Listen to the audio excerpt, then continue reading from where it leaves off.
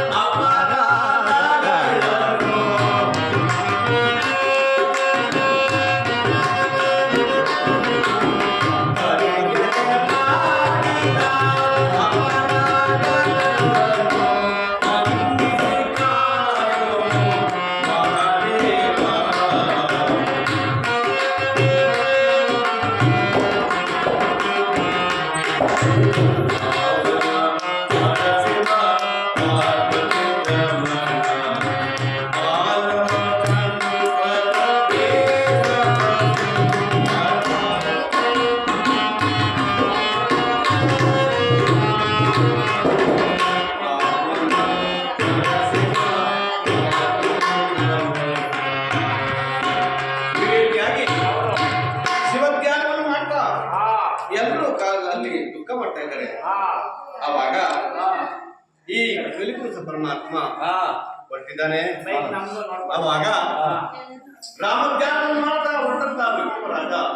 ರಾಮಧ್ಯಾನದಲ್ಲಿ ಮಾಡ್ತಿರ್ಬೇಕಾದ್ರೆ ಅಲ್ಲಿ ಮುಂದೆ ಒಬ್ಬ ಭಾರವರ್ತಕ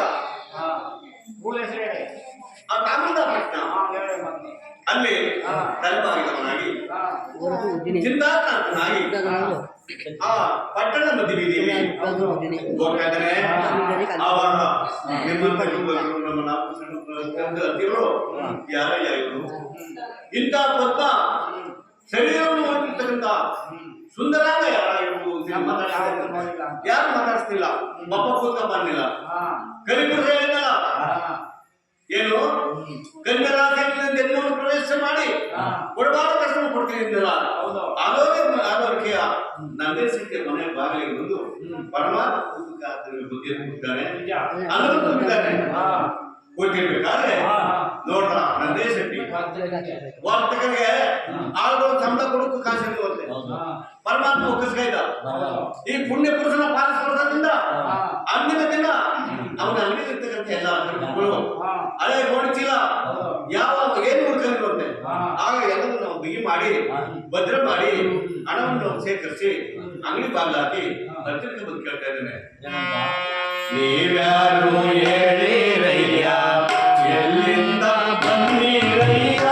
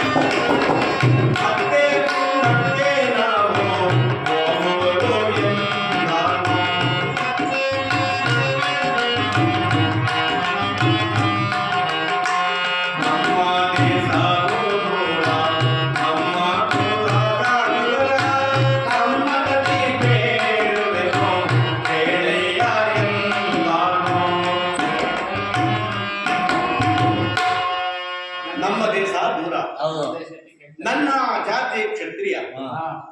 ಏನೋ ಒಂದು ಸ್ವಲ್ಪ ಕೂತು ಸುಧಾರಿಸ್ಕೊಂಡು ಮುಂದಕ್ಕೆ ಹೋಗೋಣ ಅಂತ ಹೇಳಿ ಕೂತ್ಕೊಂಡೆಪ್ಪ. ಆಗ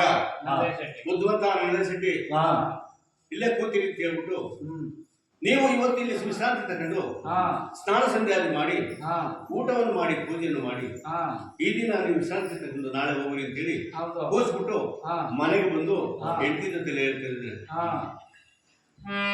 ಗಜರುಗೆಯ ಭಗವಾನ ಮಾಡಿಸಲು ಮಮತೆಯರು ವಹಿಸಲು